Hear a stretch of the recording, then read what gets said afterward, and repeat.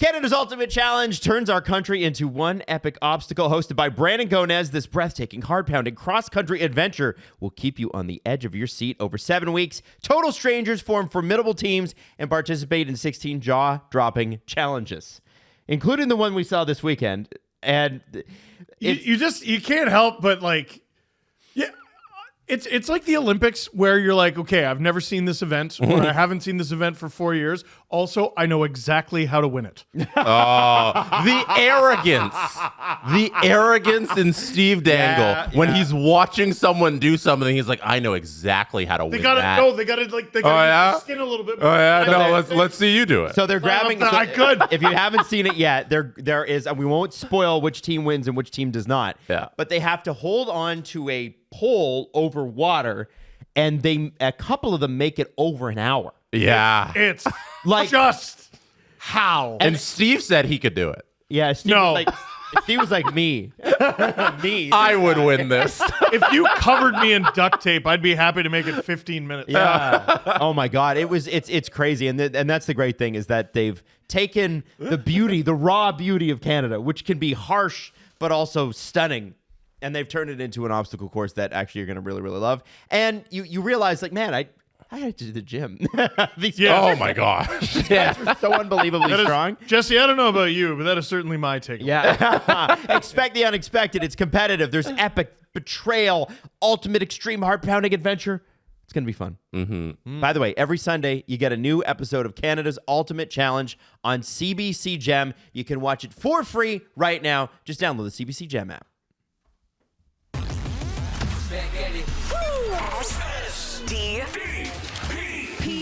The Steve Dangle Podcast with your hosts, Steve Dangle, Adam Wilde, and Jesse Blake. Let's go!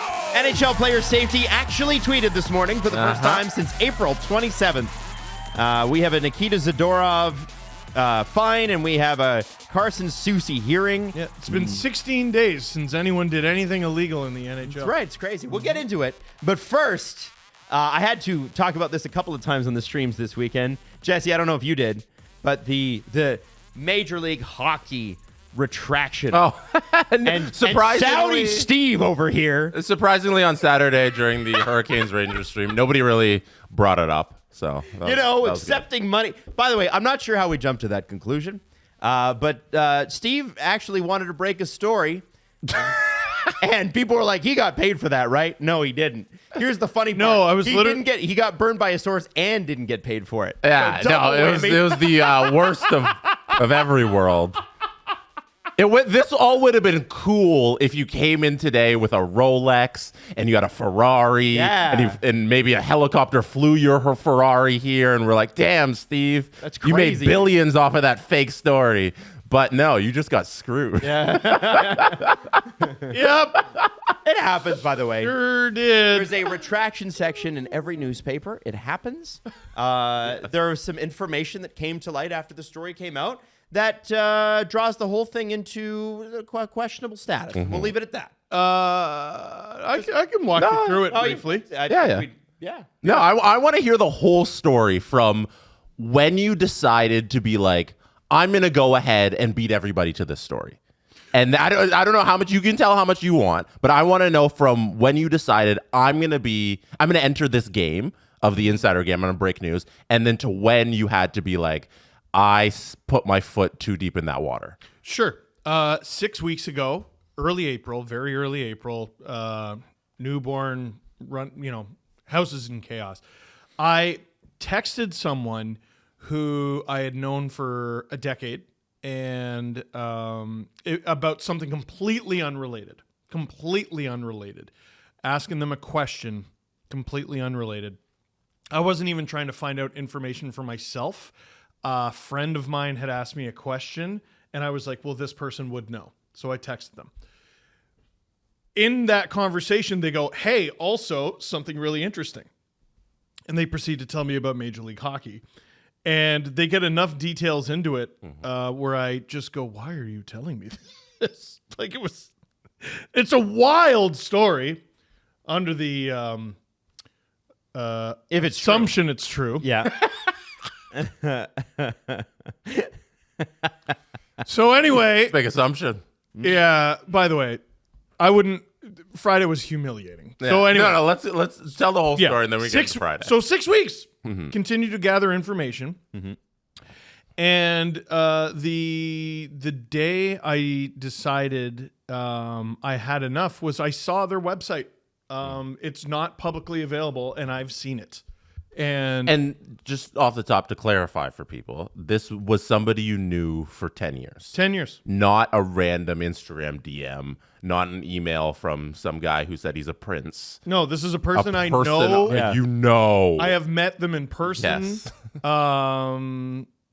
Yeah, so I thought I had enough details. I was literally just reporting a story. I wasn't paid by anybody. It, sort of made me go, okay, why did people jump to that conclusion? Because I guess I'm not really an insider, and don't worry, I know now. Yeah, so I broke the story.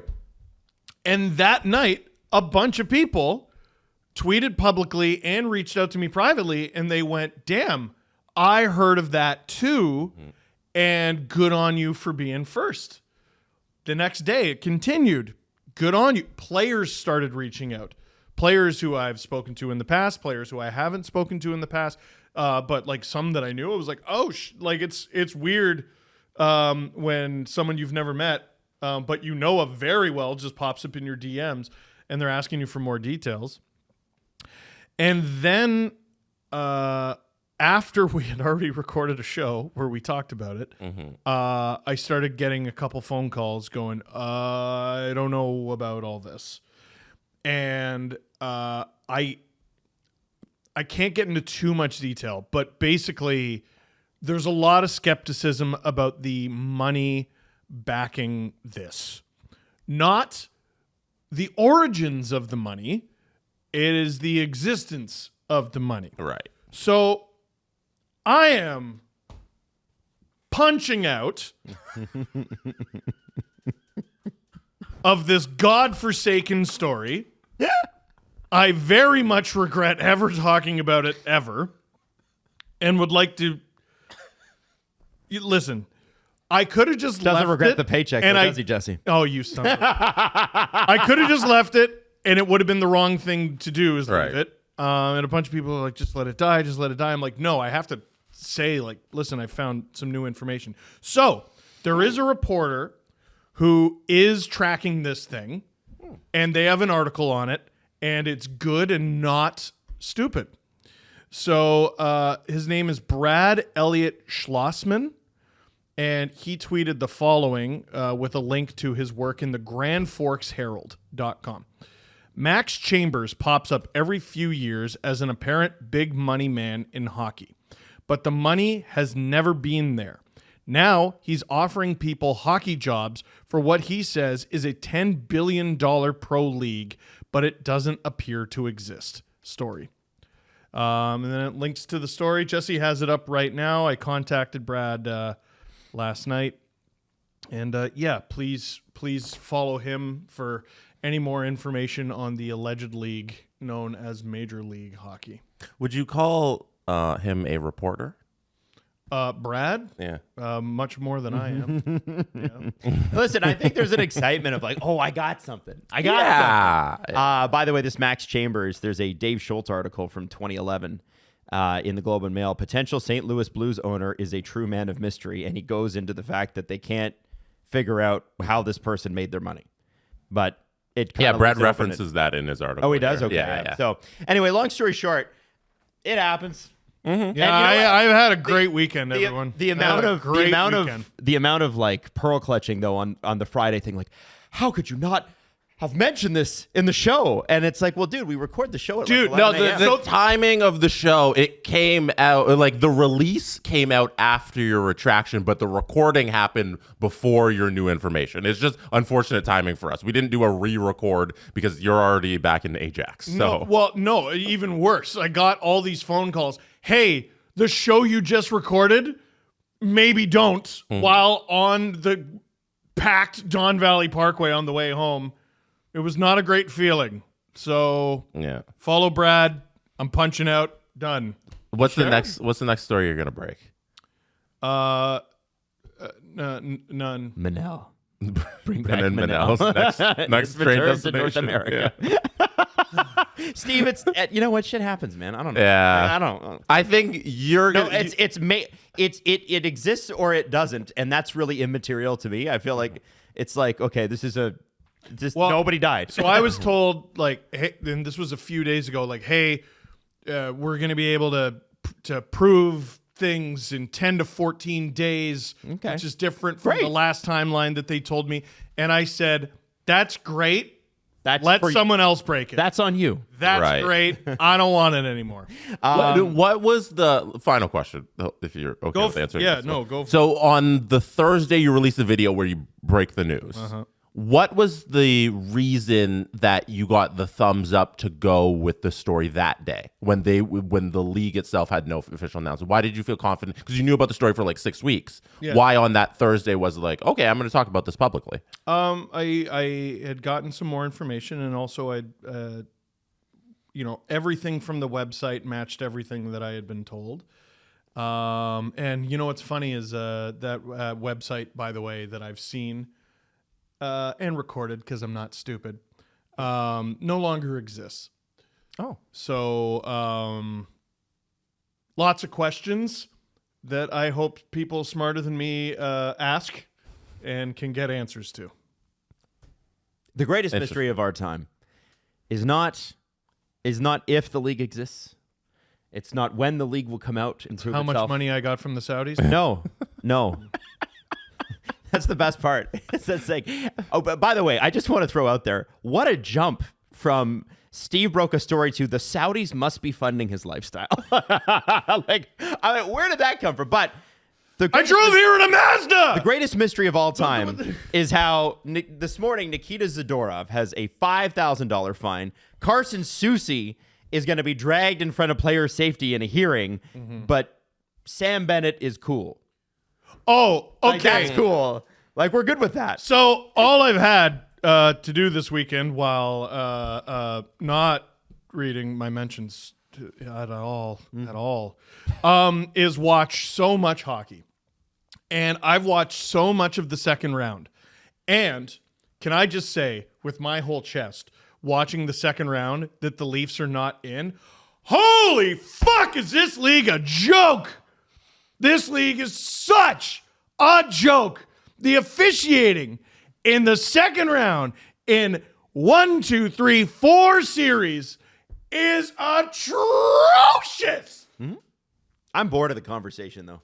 I think these teams got to be prepared for it. This is how it always is. No. And no. by the way, I are you being wholeheartedly sarcastic? disagree. I'm actually bored. Like I'm they're not bored going to too. change this. They're not going to change this. So just so you win anyway. I'm No. I think that's a bad bored.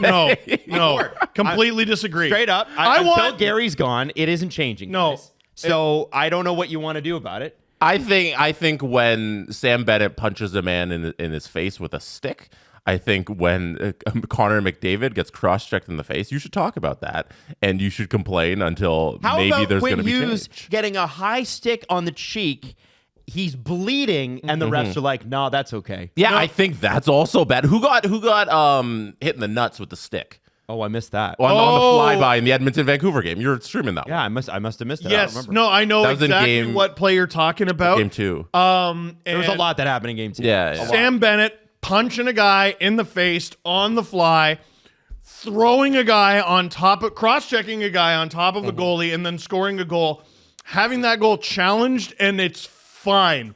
And you know who got a penalty for that? The Bruins! Yeah, because they challenged and they were incorrect. That's 2 minutes. Good Lord. Yeah. Good Lord. I know some stuff happened in Dallas, Colorado, but like I don't know if it was Less egregious. I would less say. egregious. Meanwhile, you get a ref grabbing and finger in the face accosting Matt Rempe because they've decided he's the guy who is held accountable for some reason. Matt Rempe hasn't played in a couple games, so that was a little while ago, but yes. Yeah, I know it's a little while ago, but I'm talking about it as a whole. The officiating has been so fucking bad. And if the NHL wants to make it up to us, They don't. I know they don't. They have to make, and they'll never do this, but it's just something that I want. They have to make the phone call, the hearing for Carson Soucy available publicly. Because I want to hear Soucy and his representatives and the Vancouver Canucks management. We haven't even talked about the fact that Don Sweeney's talking today. I want to hear from Carson Soucy's mouth and his representatives and Canucks management the reason Soucy cross-checked McDavid in the face is he only meant to cross-check him in the chest. Sure looked like it was going towards the neck.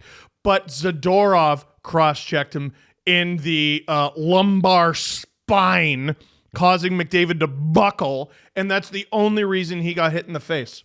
I think people aren't going to like this comparison, but I don't think he should get any less games than Morgan Riley. It's the playoffs. If you want to do the playoff tax, according to the NHL, and not officially, but according to them, playoff games are worth double than regular season games. Yeah. So if that is the case and that's the rule we got to go by, then it should be 3 games. Morgan got 6. It's a cross-check after the whistle to a guy's face in a case where the guy did not mean to hit him in the face. Morgan didn't mean to hit Ridley Grigg in the face with his cross-check. He meant to do it in the shoulder. It kind of rode up, and he hit him right in the face. The same in this instance. Soucy did not mean to hit McDavid in the face. McDavid got pushed, and then the cross-check went in the face. It also happened after the end of the game, which is the same thing that happened with Morgan Riley. It is a godless Morgan Riley chased Ridley Grigg down. Connor McDavid got a little shove from Soucy and then two-handed him across the leg and then started a scrum. Right? The two of them started a scrum. I'm not saying that McDavid initially. No. A scrum is punches. So Soucy was going to cross-check him the whole time. You can't compare Morgan Riley to this. I would. Riley came up behind Ridley Grigg and cross-checked him in the head. It's different. McDavid and Soucy are looking at each other in the eye. McDavid can go F off, slash him, skate away. Zadorov obviously changes that. I understand that. Yep. But I think that I think that Soucy could get a game here. Absolutely, NHL needs to protect a game. I think it should be 3. I think it should be 3 games. If Pietrangelo got 1 game, was it last year? No, but I don't think Pietrangelo's suspension was correct either. I agree, but I'm just telling you what he's going to get. I think it should be 3 games. And I'm in the business of protecting superstars as well, which the NHL does a poor job of. And this isn't to say that there weren't penalties against the Edmonton Oilers on Canucks players. I think the Oilers in the games have been egregiously taking advantage of the rules as well. But in this specific instance, McDavid here should be protected, and I think that 3 games is enough for Soucy. Here, I want to illustrate a point here. I know there are fewer teams in the playoffs right now. There's only 8, but there were 16. There were a lot of games. During the regular season, there are 32. Do you want to see how abruptly and violently this standard changes for the Department of Player Safety? So there were 16 days. We pointed this out. There's been 1 fine in the NHL so far these playoffs before Zadorov. Michael McCarron in the Preds Canucks series. Oh, the Canucks, they just keep getting into trouble, you know? No, it was goaltender interference. He hit one of the Canucks goalies. I don't remember which one because they've used 3. 16 days between discipline. I just arbitrarily went to the Department of Player Safety's Twitter. Okay? January 27th, Jacob Trouba will have a hearing. January 27th, Jacob Trouba suspended for 2 games. January 28th, there's something. February 7th, whoa! It's like a little over a week. Then there's February 7th, February 8th, February 10th, February 10th, February 11th, February 11th, February 11th. Those are all pertaining to Morgan Riley, by the way, and then he was suspended February 13th. Yeah. There's something on February 14th, February 16th, February 18th, February 21st, February 25th. What's the longest gap we've had? There was 9 days followed by 4. It's a little unfair to compare a situation where there can be 16 games a night to a situation where there's 2. I know, but dude, March 1st, March 5th, March 6th, March 8th, March 8th, March 8th, March 8th. Jesus Christ, what happened on March 8th? March 8th, March 12th. Happy birthday to me. March 12th. March 17th. Okay, we March get it. 18th. Yeah, Bullshit. We get it. And then there was a big gap. We get it. Yeah. I understand. No, because you're allowed to do whatever the fuck you want. The second the playoffs start, but when is this? But what I have to ask is, what's different? What do you mean? What's different? What's different this year to any other year? No, I know. Here's. So I'm glad you're asking this question. What's different this year to last? And it piggybacks off a question that a friend asked me earlier today. Is this the worst officiating has ever been? No, absolutely not. And what is different between this year and last year? Dude, is 2024? That's enough. Holy fuck. Let's have some pride here. We see 10 different angles in 4K. We have too many experts, too many angles.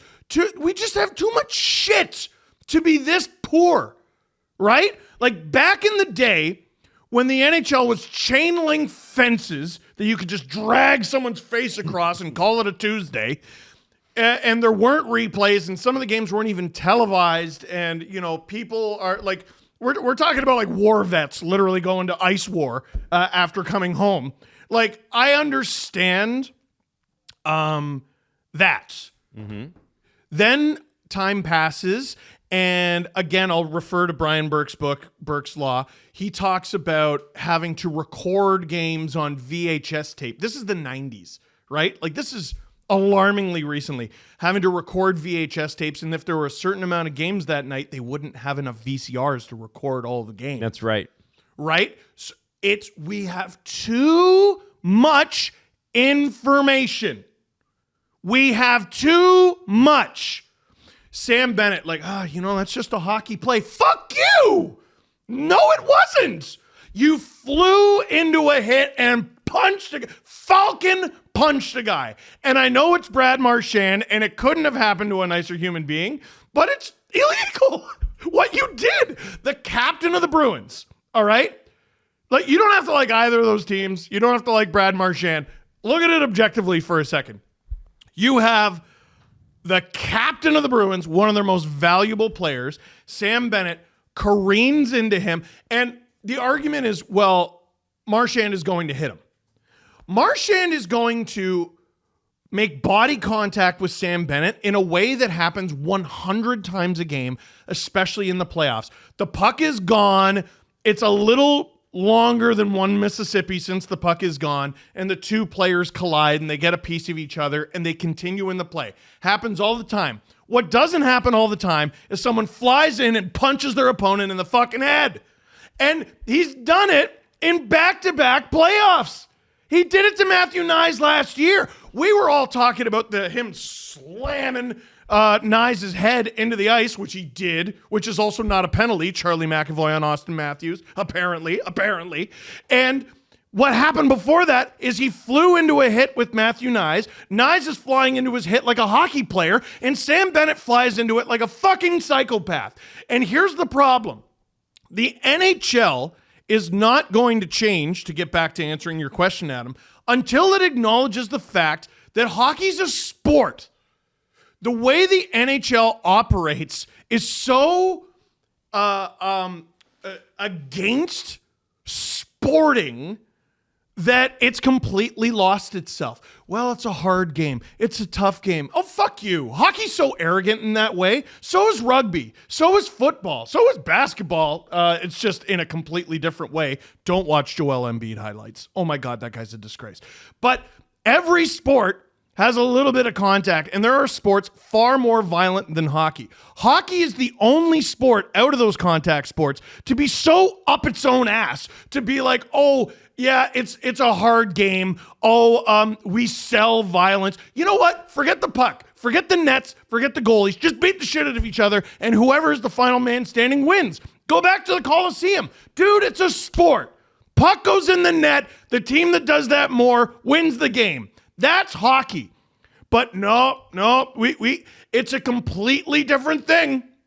It's a completely different thing, especially when the playoffs arrive. Everything goes except when they don't.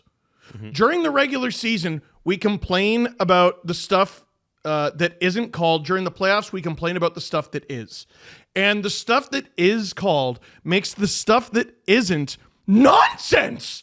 Complete fucking nonsense. Zadorov got fined for a cross-check on Connor McDavid, and it's the only fine for a cross-check we've seen in these playoffs. Now, Soucy's probably going to get suspended, but it's the only fine that we've seen so far in these playoffs. Is that the worst cross-check we've seen so far? No. In these playoffs? No. Round and a half? I don't think so. Fuck no!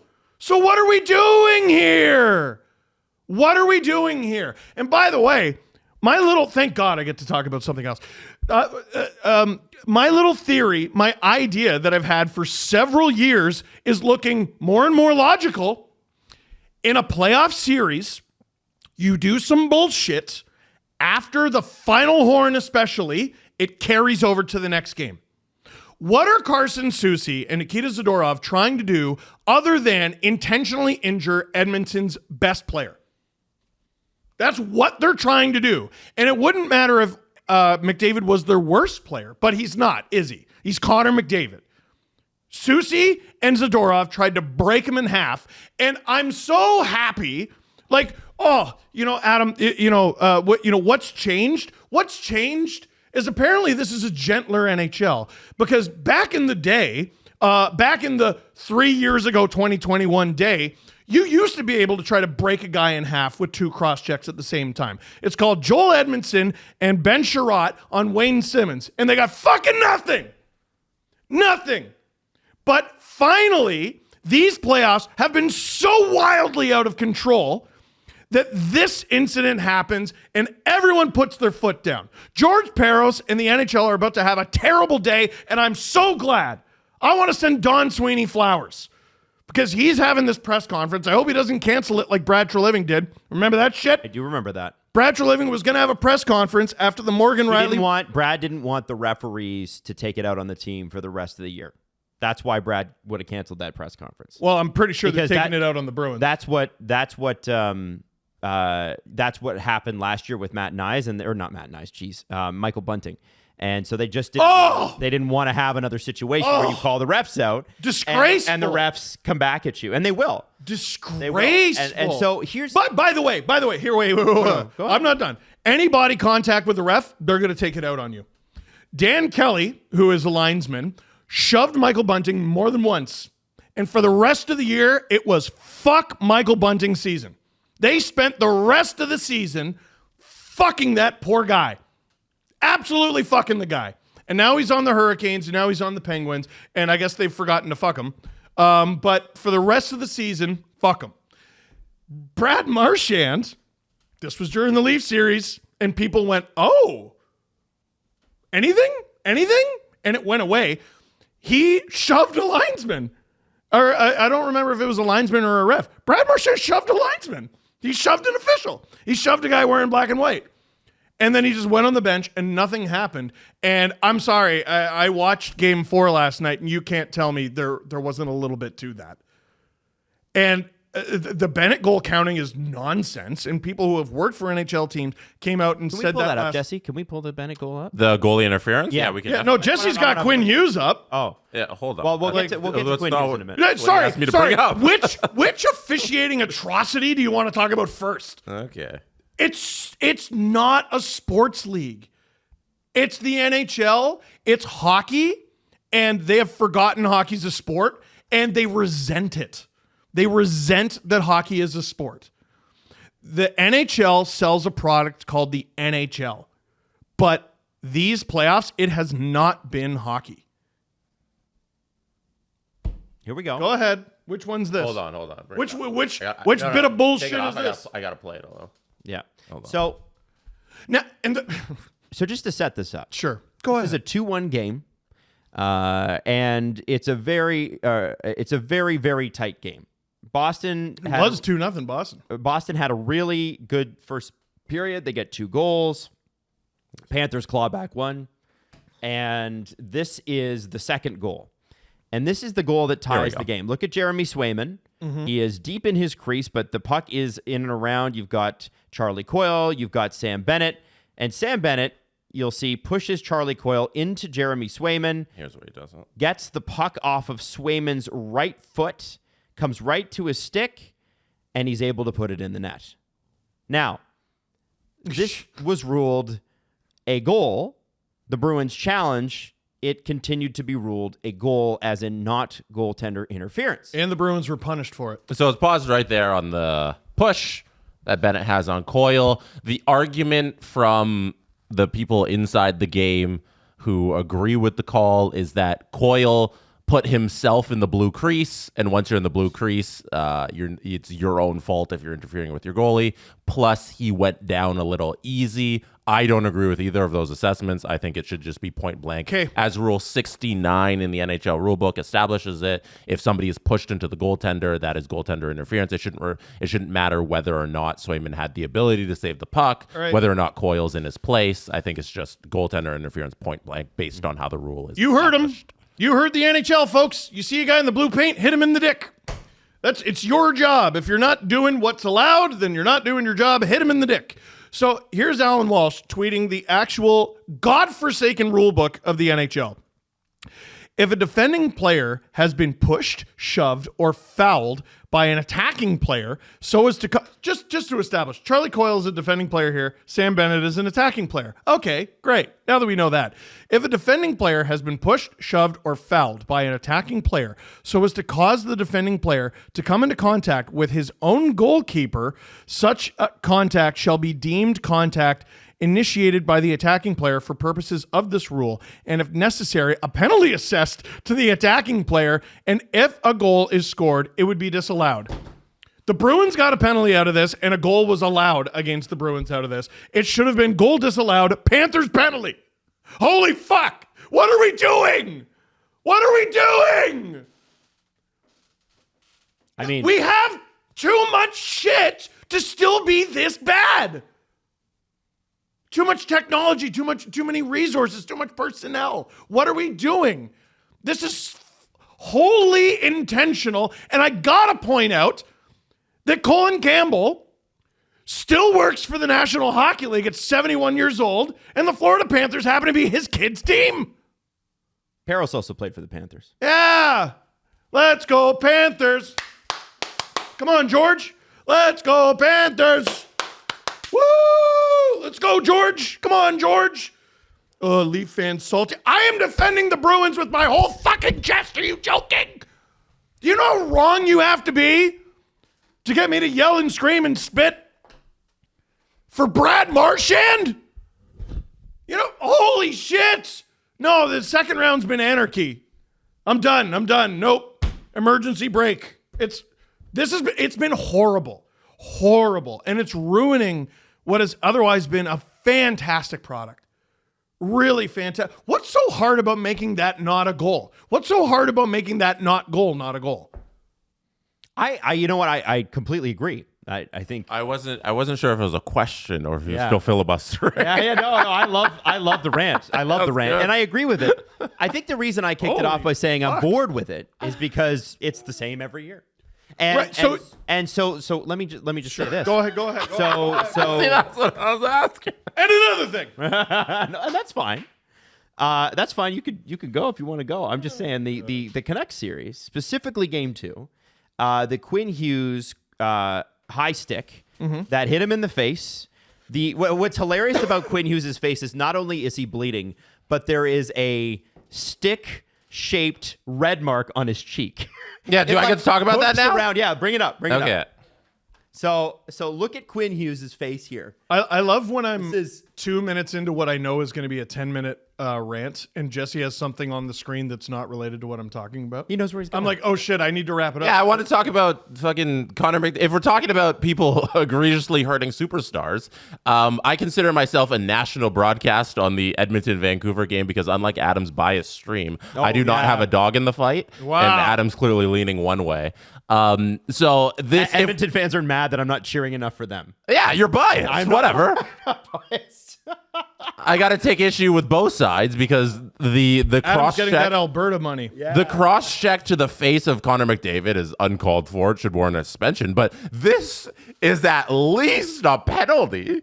And Nope. I don't understand how Connor McDavid gets away with cross-checking, because high sticking, sorry, it's not cross-checking, high sticking Quinn Hughes in the face and drawing blood. He skates right by him. Jesse, you got to go back. You got to go back to the picture of Quinn Hughes' face, because I'm gonna show you where you got it wrong. There you go. Sure. There you go. And they make him get off the ice, by the way. Yeah, well, he's bleeding of his own Let me do the play. No. The reason there was nothing called, Jesse, look up. It's 4-on-4. There's at least a 5-minute moratorium between work tasks for NHL officials. They do something, and then they got to take at least a 5-minute breather, catch their friggin' breath before they watch the game they're officiating. Sorry, continue.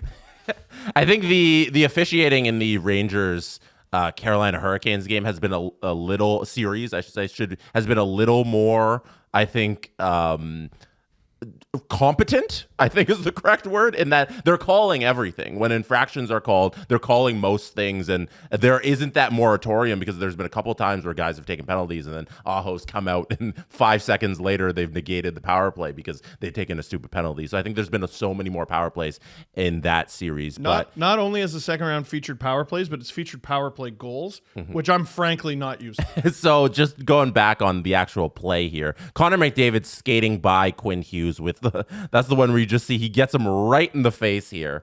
And then not only does Quinn Hughes go to the official, show him the cut, but Connor McDavid sitting on the bench, nothing's done about it. And I don't know how you walk away from this and you say you did a good job as an official. Kelly Sutherland had the worst second period of any referee I can remember and I said this on the stream and I watched a lot of bad ref Leafs games. The Vancouver Canucks fans know Kelly Sutherland perfectly. He's from Richmond, BC. And I think he goes so hard against a perceived bias. The Canucks have never won a game with him reffing in the playoffs. He's the guy. Wow. So he's their Wes McCauley. Do you remember the Sedin incident in the 2011 finals? Where Brad Marchand just speed bagged them? Yep. That was Kelly Sutherland's game. So Canucks fans have not forgotten Kelly. Oh, yeah. First of all, that was 13 years ago. He's still at it. Great job, league. Good job. But also, if you think this is just us coming up with wild theories, 32 Thoughts, Elliot Friedman was talking about, I think it's Chris Rooney. Who the hell is he anyway? He's some guy. And he was talking about Chris Rooney, who I think got a game during the Leafs-Bruins series. And he's from Massachusetts. And he was talking about the no-win situation that Chris Rooney is in, because you'll get Leaf fans, going, what the, there's a dude from Massachusetts officiating this game. That's not fair. And then there's the urge to go out of your way, maybe like Kelly Sutherland, to be like, nope, I'm going to call this many penalties against the Bruins to prove how not biased. Pro-Bruin, how not biased. Bro, just call the fucking game. Well, and I think it would be the game. It would be less of a problem if they simply called the game, right? And they don't. That's not their job. They're there to be game managers. Yeah. No, well, and how many penalties do you really want? Do you see how it always goes in a circle? How many penalties do you really want to see called? Oh, you want them to call the rule book? Well, then there's going to be 1,000 penalties. Yeah, why is that? Why is that?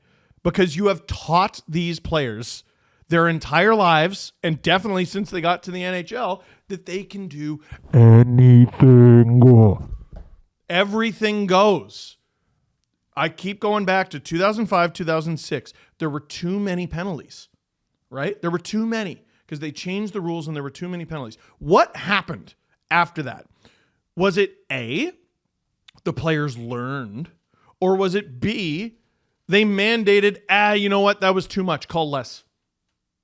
They did the dumb one, for those of you wondering. They did the stupid, genuinely stupid, brainless one. And that's why we still have this bullshit. It's ridiculous. I would also like to add on to Steve's argument with I've got less punch than you do today. But I will say this. I counted no less than 6 fake dropped pucks. Oh, they've been brutal for Can we these stop? playoffs. Every time I pointed that out initially, and people were like, "What the hell is this guy talking about?" But now when you see it, you can't stop watching it. You can't stop watching it. I'm trying to do my clap to align the stream, right? Because I can't play the game. Oh, I know. thing. It drove me and you're nuts. like, okay, all right. It drove me like nuts. just and it's funny. You go back and you watch, and I was saying this last night. People are like, oh well, the face-offs have always been it's sanctity. You know, it's always been fair. No, it hasn't. Go back and watch. To me, Get a early drone. '90s hockey Get a is the drone. closest to the hockey we're seeing today. Because in the middle of that is the dead puck era. Right? And the early 90s hockey to me was not quite goofy 80s, but certainly very exciting, very violent, and very aggressive. Lots of high speed, that sort of thing. When they take a face-off in the early 90s, there's like the guys are headlocked with each other. Oh, yeah. They're like punching each other out before the puck's even dropped. And you know what doesn't happen? The linesmen do not fake drop the puck. They just drop it. They just drop it. Oh well. Can't make a face-off 100% one way or the other. Why? It's crazy to me that we even do this. Has I mean, there it's ever delayed. been a reason given for a player thrown out of a face-off circle? Because I always see referees throw guys out. It's like a and skate in the wrong place or something. There's never like I think anything obvious why they're being thrown out of the circle, and it just happens all the time. I think they want to get the face-off right. They want to make sure it is fair and square. And I guess my question is, why are you so hell-bent on getting every face-off so perfect, so right, when you are so hell-bent on getting the entire rest of the game wrong? I don't know. I just this topic for me. I'm going to read you. Actually, I'm going to read you a tweet that Scott Wheeler sent out 6 minutes ago. It's like he's listening to this conversation. Here's how I feel. He might be able to hear me, frankly. He said, I know it's a hot topic in the discourse right now, but I am no longer capable of being outraged by NHL officiating. I am numb to it. I am tired. They have no appetite for change or accountability. It is what it is. They have defeated me. Nah, that's not how I feel. That's not the correct reaction when an institution is doing things wrong. Like apathy. Yes. Like, hey, this institution's been wrong for so long. Let's just ignore it now and just be okay with it. No, you keep yelling about it until there's change. Now, wait, Jesse. So, people like us who talk about this for a living, that is the right attitude. What you're saying. We should have the attitude that, no, we're going to yell and scream about this until we're done. Everyone else, fans, they're not obligated. When fans get apathetic to your product and numb to your product and numb to your nonsense, they just leave. They just leave. They'll go do something else. There's basketball. There's football. There's baseball. There's competitive video games now. There's, all these women's sports are starting to grow and cricket is getting bigger. And again, they resent sporting. They resent sports, the essence of sports. If it's about who the biggest, baddest man is, okay, here's an idea. Get rid of the pucks because we don't need them.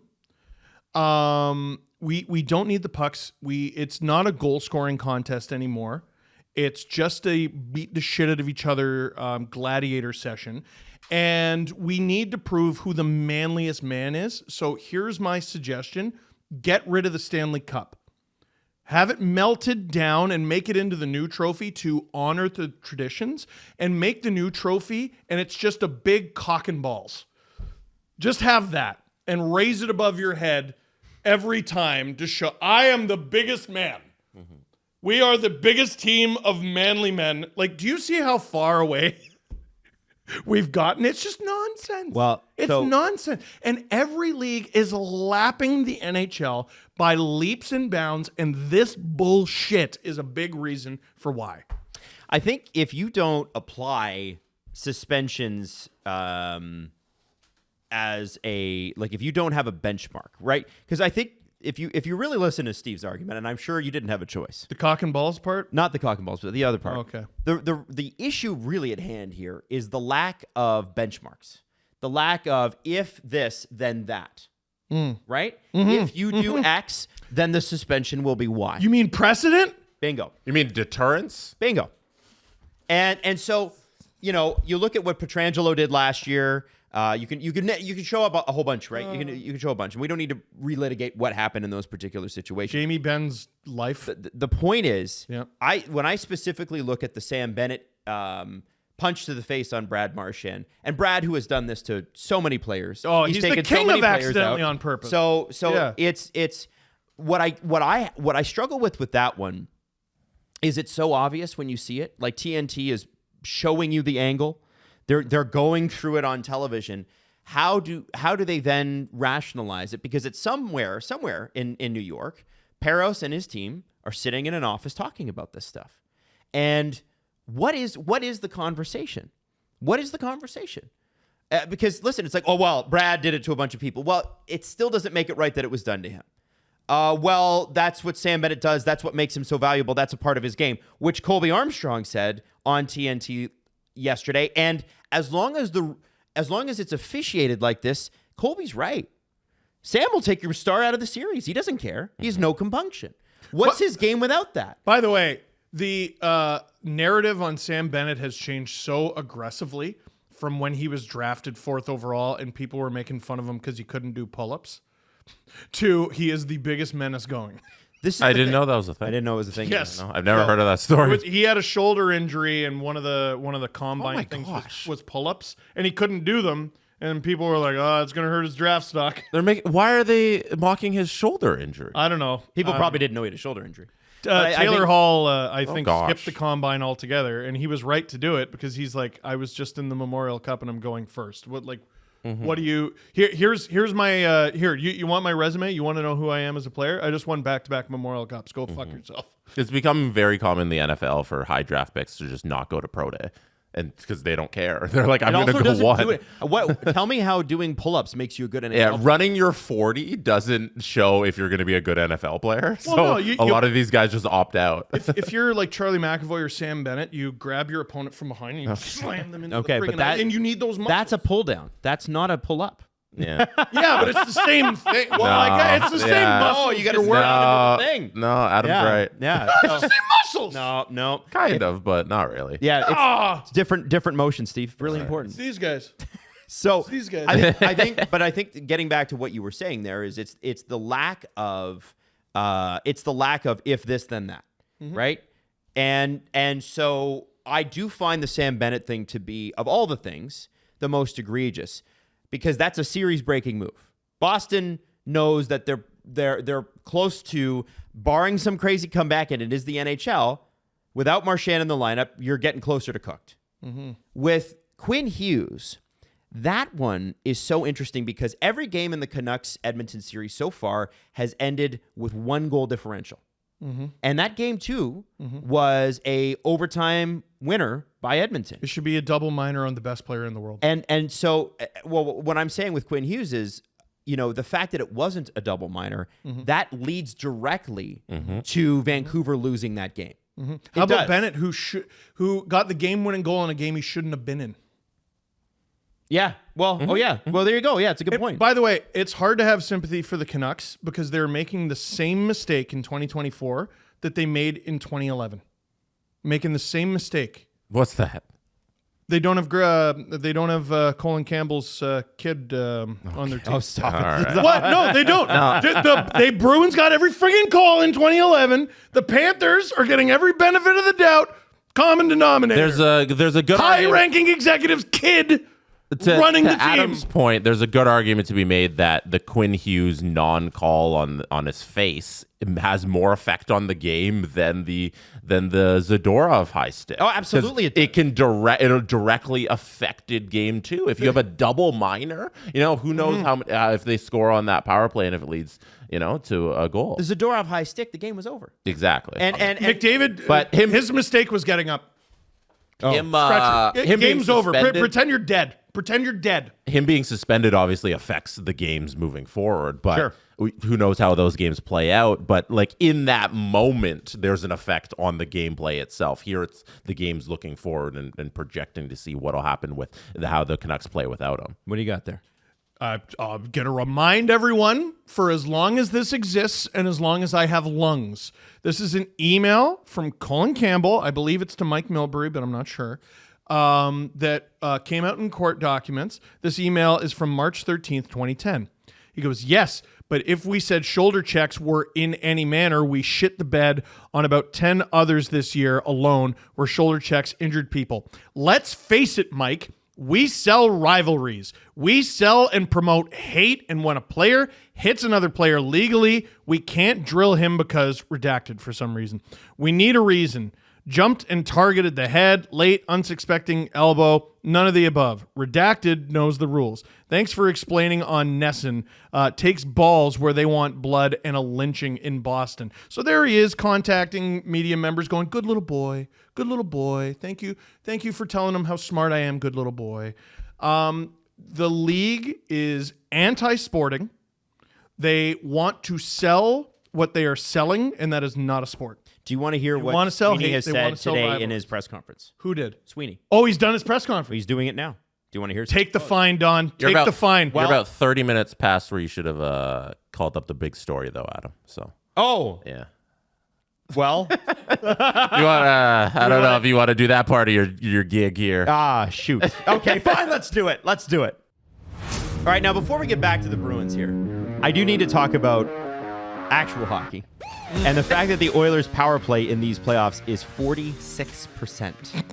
That's so ridiculous. The Oilers they're scoring on almost half of all their power plays in the playoffs this year, which is crazy considering they're down 2-1 in the series against Vancouver. They've been unbelievable. And I actually do want to I want to get into later on in the show breaking down what the Oilers do on the power play that I find so amazing. It's incredible. But there's also the whole side of this where if you're going to throw a $2 Steve at something, you know, what kinds of things, Jesse, can you throw it at? Well, because of how good the power play has been, they've basically nuked the odds on Connor McDavid getting a power play point. So it's something you can bet on for the next Oilers-Canucks game. You can bet on will Connor McDavid get a power play point over under 0.5. And right now, the favorite is over. Clearly. So that's unbelievable. Taking the under would 2.2 times your money. So if you put down $5, you'd get more than $5 back. But if you took the over and you bet on him to get the points, it's 1.65 times your money. So you get less back. By the way, it's lunacy to see Zach Hyman at a 2.65 over basically a point, over half point, and not take that. You have to take that. You think it's guaranteed that Hyman's going to get a point? You got to put $2 on it. I mean, if McDavid is definitely getting it, like how are Hyman's odds that much worse? Draisaitl is the same situation as McDavid, where the favorite is the under. The favorite is him to not get a power play point. Wow, that's in great. Game number 4. I love that. So they nuked the odds on McDavid and Draisaitl, so I like them on Hyman and also Bouchard. Yeah, Bouchard at 220 is great. Is the value not to take the under? I mean, that's the value, but is it likely? No. Like you guys have seen it, right? You've seen the power play. Yeah, it's been unreal. You can't. That's one way to make a neutral fan a Canucks fan so fast. Every time the Canucks take a penalty, oh no. Then just 2 minutes of no. Yeah. Don't get a point. Yeah, it's a fun watch. It's just crazy that the odds makers have noticed what you noticed and be like, yeah, they're gonna get a point. The underdog's got to be that they don't get a point. Yeah. So, yeah. Well, and I like just for instance, and we won't get too deep into the like X's and O's of the power play, because what the Oilers do is they do such a great job of getting 2 men to the net and then swinging one back when they don't have the right play. And what it does is it creates 2 opportunities, right? You can pass the puck through traffic and score NHL 15 style, where the goalie's all stretched out and it's a guaranteed goal, or you can do what Leon Draisaitl did last night and put the puck directly through the body of the goalie. His goal on the power play is just pure force.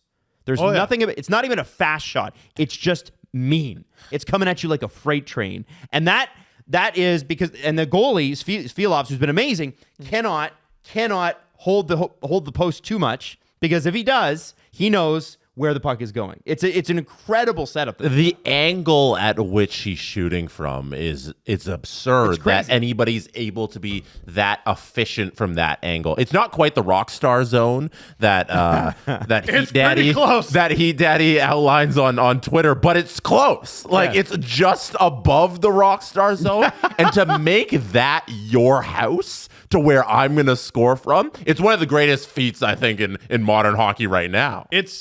We've talked about it before. It's a shot you allow because it's a terrible shot, but it's You Leon never think it's Draisaitl, going in. so it goes in. Yeah. like it. How do you make guarding an undangerous area part of your setup?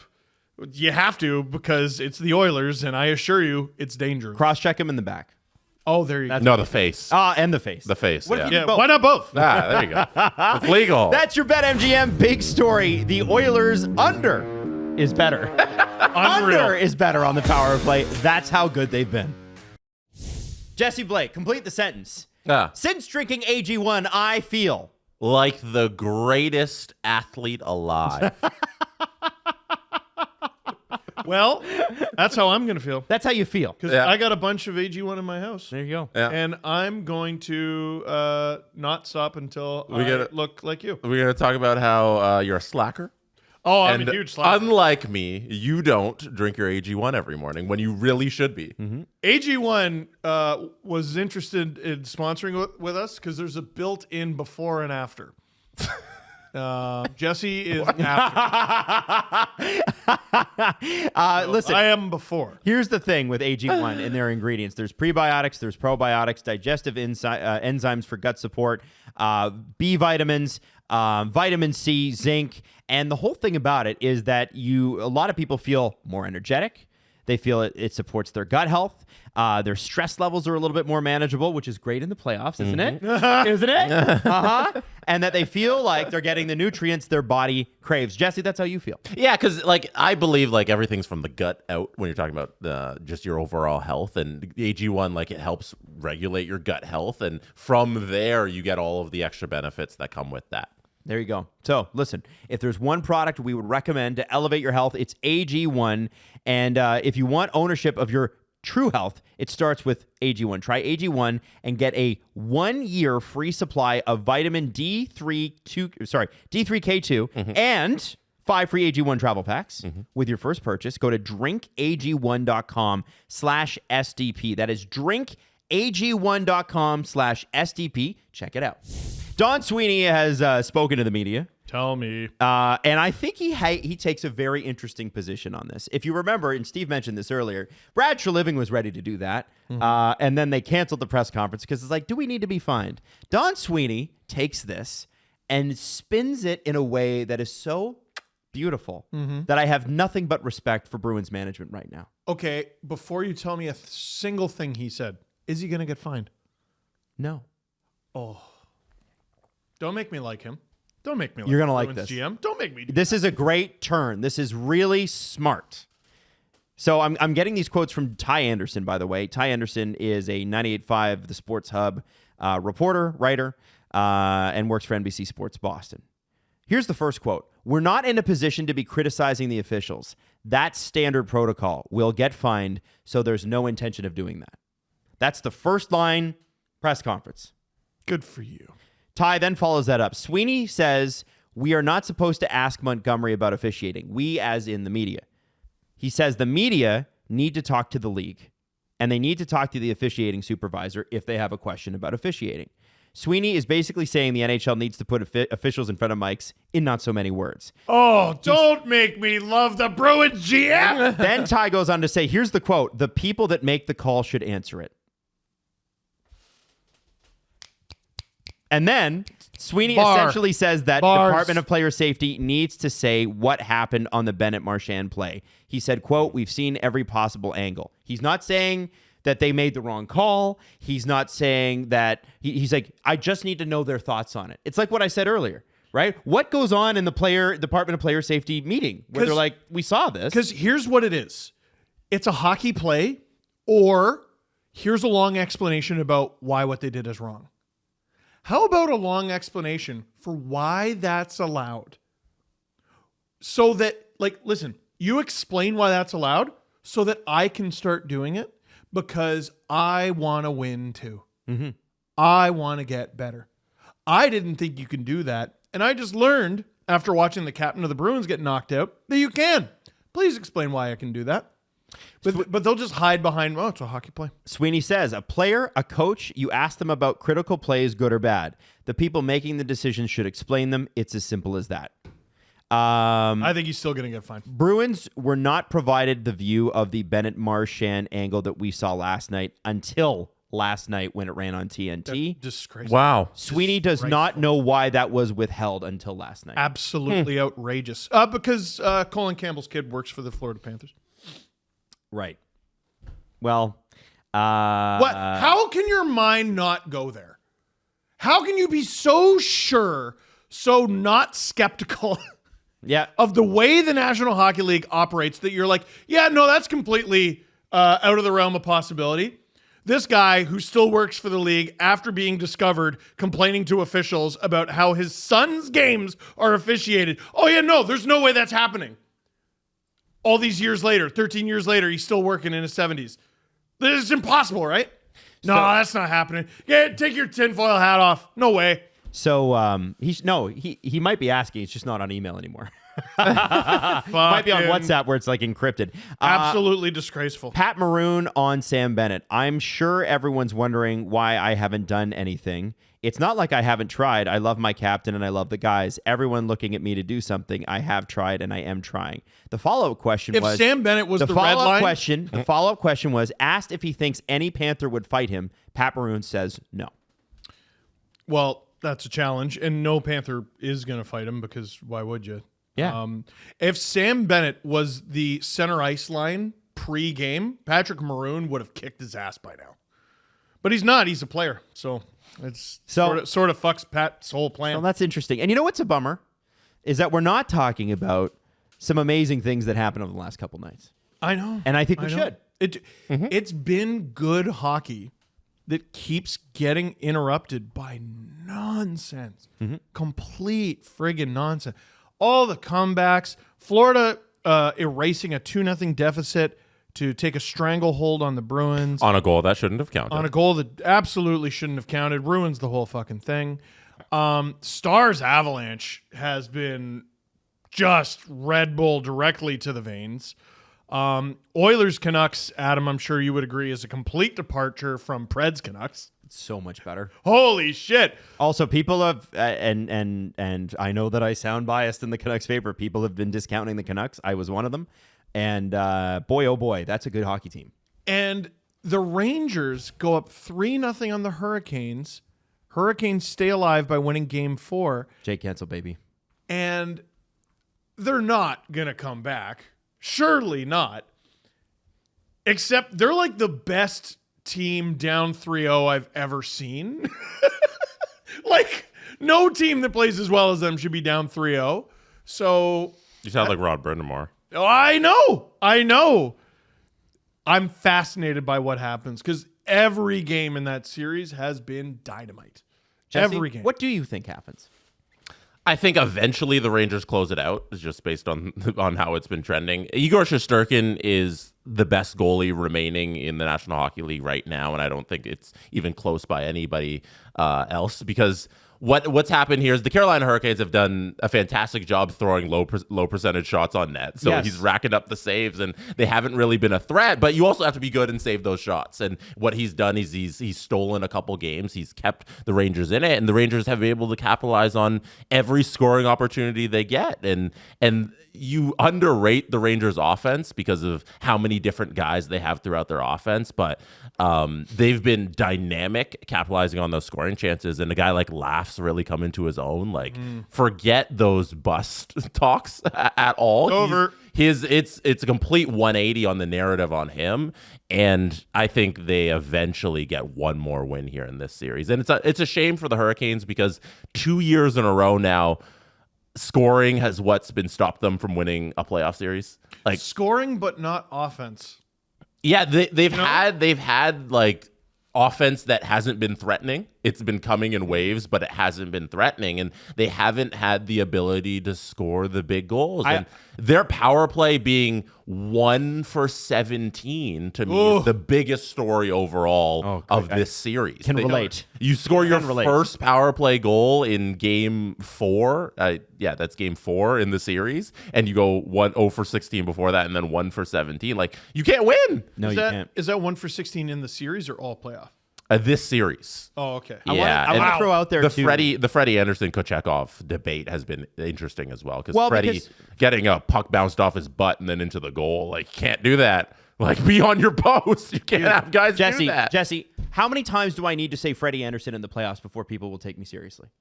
How many times do I need to say, people are like, oh, Freddie was so great. And there were people at the end of the season going, oh, the Leafs could use a goalie like Freddie Anderson. I'm like, yeah, the Leafs could sure use a goalie who played 19 games this year. And guys, listen, maybe this is unfair, but the guy has an .897 save percentage, which not good enough. Yeah, he's got a .263 goals against average. Not good enough. This is Freddie this is playoff Freddie, guys. Did you say 363? No, 263. Not good enough. It's not good enough. Come on. I mean, well, okay. You're going up against average as a team. Shesterkin. Yeah. You're losing that battle. What you need, as a goalie that you're the second best goalie. You need to have slightly better than average numbers to give your team a shot. And the goals that he's letting in, go look it up. Go watch Jesse, the one off the butt. The one off the butt wasn't great. I thought in game, the one before he got scratched, which would have been game 2, I don't think I really blamed Freddie on any goal. But sometimes you'd like a save, and he wasn't able to. But he can't. He wasn't able to give them the big save. He but never has. A lot, like the Panarin tip, the one in OT. Yeah. Like, you can't. Well, that was Kochekov. Oh, sorry, that's Kochekov. I'm trying to think of the game 2 goals. But I remember no goal was like egregious where it's like, Freddie, you really should have had that, but you never got that big save to keep you in the game. And Igor gives you that big save every now and again where you're like, yes, holy shit. Well, that should have been a goal. We essentially gained a goal because it's like girl math when you're spending. If I didn't spend this money here, it's like I saved it. Yeah. When Igor gives you that save, it's like you gained a goal. Yo, that's Steve at the flea market math. Right. Oh, I have to buy this doll. It's like $30 less than the doll that I saw the other day. If I spend $20 on a hockey figure at the flea market, it's worth $20 when I have it. Right. So really, this is $20. Yeah, because if you go to Toys R Us, that figurine's $50. So it's like you gained $30. And the longer I have it, the more it goes up in value. So really, this is just investing 101. I think that's one of the biggest storylines there is the goalie going back and forth. I probably go to Kochekov here in game number 5. They've been I think Rod's trying to show some confidence in Freddie. He's signed for another year on the team. I think he's going to be the starting goaltender come October again. So you don't want to just make him the number 2. But I would go to Kochekov here. I gotta say, it's been so entertaining watching that series, and ultimately, if the goaltending difference isn't so large, I think we have a closer series. Yeah, and I think, I think it's a lot closer. If Igor's in both nets, no, but it's like the Leaf problem, right, Steve? Like the Hurricanes do this. You have that. They looked like geniuses last year with the 3 goalies, but again, there is something to be said for a guy who plays 50 games who's solid in 45 of them. Well, 48 of them. Dude, I mean, they're better. They're better than the Leafs, but you don't have the best goalie night in, night out in a series. Your power play is anemic, and a very low percentage of your shots are going in. Yeah, and it's alarming. Tell me what the Carolina Hurricanes are better at than the Rangers. Generating shots, but low percentage ones, right, Jess? Yes. Yeah. You're throwing 50 shots on net, but so you're tricking how many of them? Whoever wins, you're tricking the 5-on-5 metrics. But at the end of the day, if you don't get any traffic, what's the point? And that's the thing. The Rangers have, for my money, a better forward group.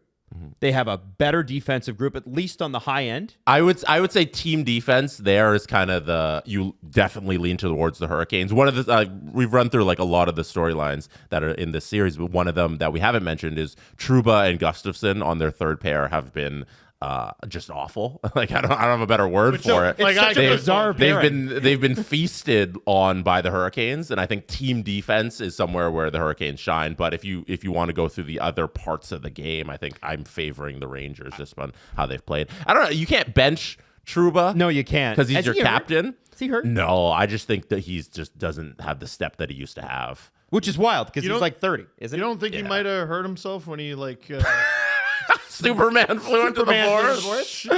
Marty Nietzsche could be dead. I don't know if you saw when he tried to throw a hit at Kuznetsov when Kuznetsov was coming up the wing and he scored that goal. Yep. It was bad, and that pairing has been feasted on by the Hurricanes at 5-on-5 especially. So I think they have a decision. And is it not Chris Drury who was captain of the Rangers at one point? Yes. And he was. I don't know about captain. GM though. What he played for. No, I mean like when he was playing, was he not also captain of the Rangers and not playing well? And now he has his captain as GM not playing well, and then they have to make a decision on him. I'm pretty sure history is repeating itself. I want to say he got bought out. Yeah, as captain. Yeah. Was it not? He was part of Chris Drury 2010-2011 was his last season. So with he was captain. He was part of a slew of guys who were signed to those ridiculous contracts that are now currently illegal that didn't age well. Yeah, and then I remember. Yes, he was captain in New York, and now the guy who was captain in New York and sucked at the end of his captaincy has a former star defenseman who's out there and being the worst of his 6 defensemen that are on the ice. Is he? So you're watching this a lot closer than I am. Yeah. He's worse defensively than Gustafsson?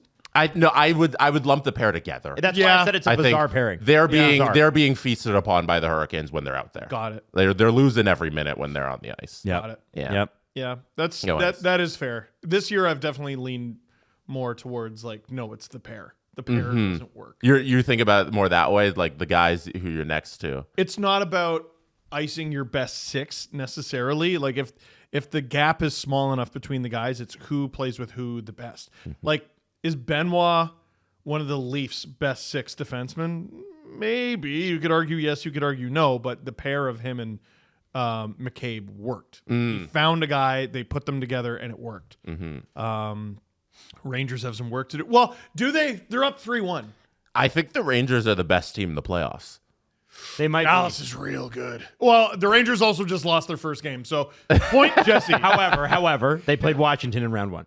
Yes. Sure. Yeah, You got to pretty beat the big team that's in difference front of you. Yep. between sweeping Washington and narrowly beating Vegas. The Carolina thing is very impressive. The fact that they were almost sweeping Carolina it's amazing. What's more impressive? Sweeping your first round opponent, and your first round opponent is the worst team to make the playoffs, or beating Vegas in a game 7?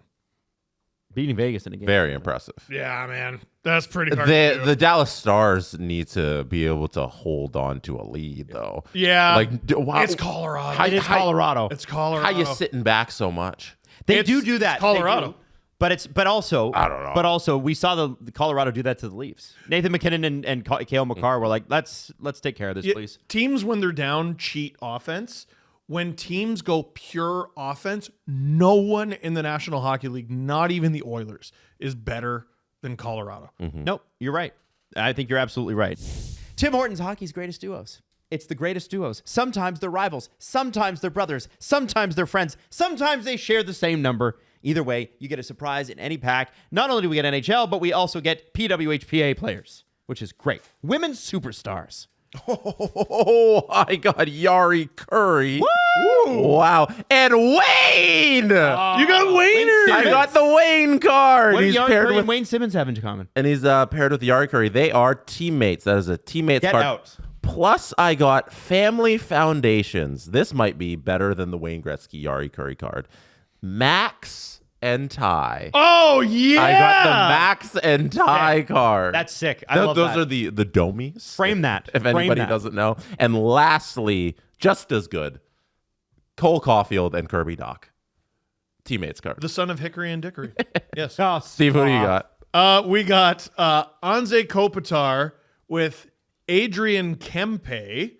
They are both kings. We got... So they'd fall under the teammates category. Yes. Not the both kings category. They are both king. No. They're both... Oh, they play for LA. Yes. No, I'm saying like they're kings, like they carry themselves regally. Fair enough. This was great. We got, you know what? We got Savannah Harmon and Nice. Anne-Renee Desbiens. Nice. And we got a special one. This is an insert. Linked by numbers, we have Mitch Marner and Darcy Oh, Tucker. Man, I've never made that connection. yeah. Both number Never 16. thought of that. Never have. You haven't? No, I have never made that connection. Well, I'm on Adam's side. I've never thank you, even Jesse. thought of that. Yeah, I never Okay, thought of well, it. you two are the last ones, and now everyone knows. Okay. Now you can get Tim Hortons Hockey's Greatest Duos right now at any Tim Hortons. Just roll in there and be like, yo, I need this coffee and I need these cards, and put cream in my coffee. Not with that demeanor. Be a little more Yeah. polite No, than that, don't. actually. Be aggressive. No, do not. Oh gosh. Say please. And thank you. and Absolutely. order a pizza. Yeah. Oh, they're calling it flatbread Timmy's. We know it's pizza. And don't forget, if you're in the Tim Hortons on the East Coast, you tip. Oh, there you go. That's a thing. That's a thing. So here's the thing. If you need a way to watch things that you don't have access to, what do you do? Move to that country and watch it there. What if it was easier? What? What if you could go to nordvpn.com/dangle, risk-free, and try Nord's VPN? That's a thing? That's a thing, and there's a 30-day money-back guarantee. And all you need to do, again, is go to nordvpn.com, get your subscription started today. And this is the great thing. It's not just being able to watch things that you maybe wouldn't be able to watch. It's also about web security. It's about keeping your IP address hidden. And there's 5,000 servers that you get populated onto. There's plenty of options. For years, Steve Dangle streamed playoff games and some regular season games as well. Yeah. And those were only available to Canadians. And those are the only people who watched. Am I right? And if you weren't Canadian, there was a way around that. That's right. And Steve, how would people who weren't Canadian get around that and watch your streams? I'm not gonna lie. I have no idea. It would Oh, be- really? No. You have no idea. I don't even how. have an inkling. Okay. Well, Adam, tell him. It's NordVPN. Oh! Crazy. Yeah. And you can get a huge discount off your NordVPN plan, plus 4 additional months for free. It's completely risk-free with Nord's 30-day money-back guarantee. NordVPN.com/dangle, and that's an exclusive, huge discount exclusive to Nord and SDPN.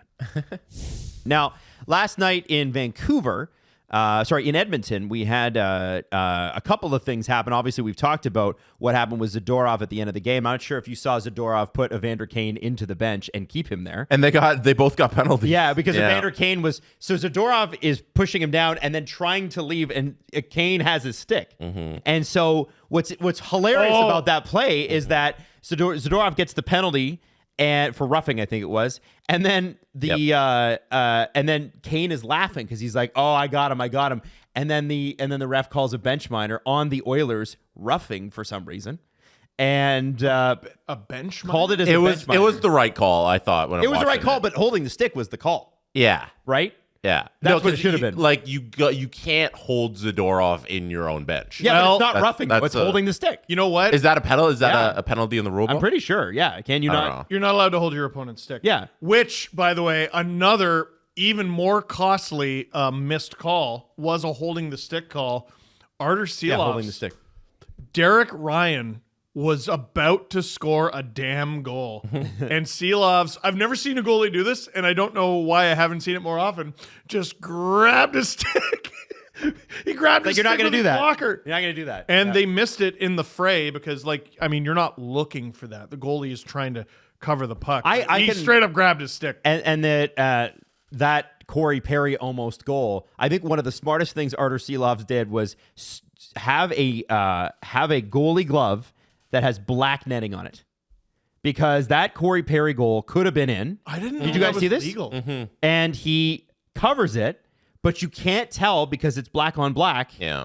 whether or not that puck is in the net. You cannot conclusively tell. And the ref call on the ice was no goal. Yeah, you're always gonna win the conclusive argument discussion when your webbing is black and you can't see the puck. Nuts? Yeah. I just thought I couldn't believe Good that strategy. Now, Underrated, because you mentioned Zadorov and we talked about Zadorov a lot. I don't want to hear from anybody ever that trade deadline acquisitions don't work, because who's claiming that? Zadorov and Lindholm have been spectacular. I'm sorry, but who claims that? So, like, because coming into the playoffs, a lot of the conversation on Lindholm was that why did they tried to retrade him? That's something we talked about actively. It was like, let's go retrade Lindholm. Let's get out of it. He was playing poorly. Exactly. He was. But your trade deadline acquisition isn't for the regular season. No. Let's hold judgment. That's what I don't want to hear you say, like, it's not good to get this guy until you see how it plays out in the playoffs. I mean, it is valid to say it's concerning what you've seen so far. Sure. Yeah. We can make the evaluations day to day, but let's not just punt on a guy and say it was a bad trade until the playoffs happen, because Lindholm has been a spectacular playoff performer. Zadorov has been arguably second, third best player on the whole team. Absolutely. He's been a firecracker. Couple of dummy penalties last night, especially the trip on McDavid. Yeah. The thing after the game we've already talked about, but the trip on McDavid, which directly leads to Leon Draisaitl's goal, it's dumb. You can't do that. But you know, because there's been so much friggin' nonsense in this series, I can't believe we're not talking. The whole show should just be us fawning over probably the leading Conn Smythe candidate right Brock now. Besser. Brock Besser. He's been outstanding. People thought there was a hat trick, And they took one of his damn goals away. Yeah, but Lindholm and Besser were on hat trick watch last night, both of them. Yep. And Miller at the end of the game, not to move it away from those guys, but Miller shot the puck down the ice with so much force, and it hit the post in the empty net with more force than I've ever seen hit a post on an empty net. But I got a couple notes here. So Besser has been great every night. Every game this series is finished by a goal. The Canucks, by the way, have never beat Edmonton in the playoffs. They've played each other twice before. That's it? 96 and 92, or 86 and 92, excuse me. Wow. And Svilovs, by the way, Shilovs, I want to talk about him. 21 saves in the third period. Man. Sometimes the Latvian goaltenders come out of nowhere, and they're just like, we're going to be Latvian. And they're used to making 20 saves a period. Yes. Because it's international. Play for Latvia. What did the final shot count end at? It was like 44 to 18 or something like that. Yeah, at the end of the game, it was ridiculous. And I have to ask a couple of questions. Sure. For both teams. Got it. So the first one... Is it about Silos? No, it's lineup decisions. Can I ask? So first off, Ian Cole has had the worst 3 games for the Vancouver Canucks that you could possibly Ian get. Cole's been bad. He's been bad. Okay. Noah Juulsen's right there. Even if you got to sit Ian Cole for a game, just put Noah Juulsen in. Now Noah Juulsen's getting in because Soucy's probably getting suspended, right? So it's going to happen. But Ian Cole needs a break. CC Nurse. Dude, every time. Is so bad. It's so bad. I can't believe. And people are like, oh, no, that's overblown. Guys, they're bad. They can't defend. And I read an article this morning from Daniel Nugent-Bowman in The Athletic talking about how, they were effective against the Avalanche or whatever. And I'm like, but that's... The series where they were swept? I don't know, man. Maybe I'm from misquoting 2022? They've been trying CC Nurse for 82 What are they games, doing? And it's been the worst thing ever. It's so bad. The Canucks are embarrassing them. Like, it's the only thing that Nurse is doing right now is using his body and absolutely laying out 2 or 3 guys a game. Oh, he's a completely tough nut. Like, those 2 guys, if you want to keep them on their own, fine. But we just talked about it. It's not about lining up your best 6 defensemen. You got to have pairs that work. Well, and that pair doesn't friggin' work. And they trade for Troy Stetcher at the deadline, and he hasn't played. Deadline acquisitions. Yeah, he was acquired to be depth. Like, he was acquired to be the 7th D and get in there every now and again. But might be time. Yeah, I don't know if he solves that issue. I'm in favor of lineup changes in playoff games just to mix it up, because it usually gives your team a jolt, and all you need is a jolt for 1 game, and it could work. So I don't know. It just hasn't worked. And Stuart Skinner. Yeah. Man, I feel bad because a couple of the goals were legit not his fault, but then a couple of goals were mano y mano, and he lets him in. even I can't The remember. Lindholm goal you can't fault him for. I can't remember which Besser goal it was. It was the one where like there's a giveaway. Besser's alone in front. Yeah, that would be CC Nurse. And it was a Warren Fogle. All Warren Fogle has to do is chip the puck out of the board. Oh, I know. And he's above the center, that circle. Mm-hmm. I don't even know what they call that. And I played hockey for 12 years. I don't know what they call that, but it's the circle. What are you talking about? Circle in the each offensive and defensive zone has a circle around the face-off circle? Not just the face-off circle, but there's a bigger circle where the hash marks are and that sort of thing. That's the face-off circle. I just call it the face-off. Okay, well, he's outside of the face-off circle. There you go. He's 10 feet from the blue line. Chip it out, and what's he do? happening? Fires it directly to a Canuck in the middle of center ice within the blue paint. Like it's just unbelievable. And then Nurse and Cece, and I think rightfully so, are like, well, we better get up. And they immediately get it down low, and Skinner, I mean, what's he supposed to do? Make a save is what he's supposed to do. And like, I know it's Brock Besser, but like Skinner has a lot of games where, you always look for the one that's like a truly awful goal. Like, oh man, anyone would have had that. But every game, he has saves where you're like, okay, it was a good enough shot. It was a good enough opportunity. Yeah, it's savable though. So here's my question for you guys. Are the Oilers in the same position that the Leafs are? Too much salary up top. Second round, so no. Too much salary up top, Yeah. not enough depth. Here's what the depth The guys up top are scoring. You got Draisaitl. Yeah, the guys up top are scoring. That's why they got to the second round. But here's what you got. Draisaitl with 18 points. What? The Leafs. Okay, not everything is about the Leafs, but it is worth mentioning. The Leafs' leading scorer had, I think, 4. Yeah. McDavid, 17. Bouchard, 13. Hyman, 11. Nugent Hopkins, 10. Ekholm, 5. And then after that, it's Kane with 4. And nobody else on the team has more than 2. Now, still, that should be enough. Yeah, I I think that's fine. I'm going to actually. default to the previous person we were talking about, and that's Stuart Skinner. Yeah, And keep if the Stuart- puck out of your net. If Stuart Skinner can get them a couple saves, this series is completely different. And Right. Like Frank Saravalli wrote an article, and he had some stats in there about Stuart Skinner's series so far. He has a 793 save percentage in the series, Good. which is like it's unwinnable. His minus 5.7 expected goals saved these playoffs is the second worst, only to Connor Hellebuck. That's what I'm saying. And it's just, if they get any kind of saves, I think it's like we might be looking at the Oilers winning maybe 3, but maybe it's 2-1. But do you go to Calvin Pickard for game 4? Oof. I think about it. Do you go to Jack Campbell? Cal Pickard He didn't look bad. He actually looked okay in the third. Not that he had many shots, but I look at it sort of like the Samsonov Wool thing. You play Pickard in the third to play him in game 4. Adam, who are you starting? I think you got to start Tuesday. Calvin Pickard. Yeah. I don't think you can go if you're at 793 3 games in. That's 2 2/3 games in, which is even worse. Yeah. 8 periods. That's a non. Listen, guys, we're forgetting Leon Draisaitl's last year under contract in Edmonton is next year. Connor McDavid's last 2 years are next year and the year after. You have to win now. And I know that people are like, well, Leon will stay. You don't know that. There's no guarantees. And if he does, he's going to make a bazillion more. at least 12. Oh, my God. And McDavid's He's not going to make Matthews money? I would think he deserves it. That's what I'm saying. Like, well, and then what the hell does McDavid get? McDavid might be the first player in the cap here to make 15 And he should. at a discount. So like if for nothing else, you're going to have those, you're going to keep those players. Good, great, but they're going to cost so much more. Yes. And then I don't know.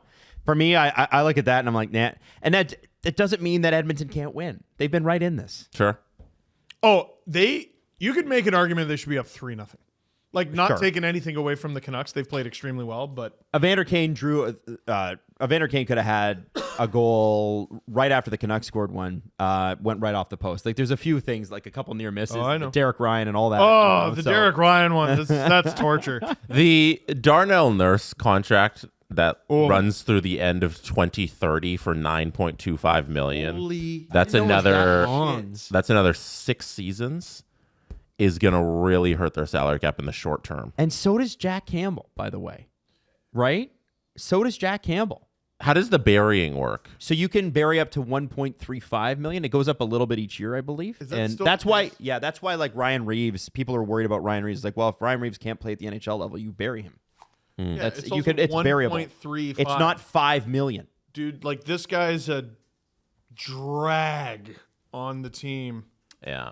Oh, nearly $10 million, just over 9, I guess. But it's a lot to put towards a defenseman who, I guess they look at him as your number one defenseman. I'll pull up that as their number one defenseman. But like him being paired with Ceci. Ekholm is. Or Bouchard is. I mean, seriously. Bouchard or Ekholm. Either Bouchard, of them. I'm forgetting. So it's like you're dedicating that much money to, where do you rank him? 3rd? I saw an article yesterday asking, is Matthias Ekholm the best defenseman the Oilers have had since Chris Pronger? He's great. He might be. He's amazing. He's pretty damn good. What about dude. Evan Bouchard? Well, it's one of them. It's one of those two. Bouchard's really good. I think his defense is a little light. Oh my God. So you're going to have to pay Bouchard at the end of the 25 season, which is 1 season away from today. Look at that decor. Like, okay, Nurse can do some good things, but that contract is just miserable. Ekholm, Bouchard, great. And then it's just a complete You're aware somersaulting down the stairs. Ceci, Kulak, Stetcher, Broberg, Desharnais. Good lord. Desharnais look good. Desharnais look good. There was a breakout pass last night where I was like, holy shit, give this guy a shovel. That's not what Desharnais does. I'll give Desharnais credit. He's been solid. Mm-hmm. He's been solid. He's done nothing wrong. No, and I'm not going to rip on him because look how much money he makes. Right. Well, yeah. Yeah. So the RFA status for Evan Bouchard that comes up at the end of the 25 season, which is the end of next season. All of that Nurse money should be Bouchard's money. How do you manage that situation and get Evan Bouchard the contract that he needs when you also have to pay Leon Draisaitl $42 million a season? Jesse, let's do the thing. Click on Nurse and buy him out. You want to buy out? Let's do the thing. No. I want to see. It's going to be a 2/3, isn't it? Buyout. So June 15th. Shout out Cap Friendly for being the Amazing. most handy tool in the universe. Oh, that cap. That So do the make it's the impossible. buyout July 1st. Just because we know he's not going to get bought out like before that, right? So make it July 1st. Well, I can't. Why would it be Okay, July make it 1st? July 15th. Wouldn't it be June? 15th? July. A cup final won't even be done. June. Remember the whole thing that we did with Dubois? Oh, yeah. Okay. Oh, hold on. June Do it August. 30th. Do any date, but there you go. There you go. Oh my God.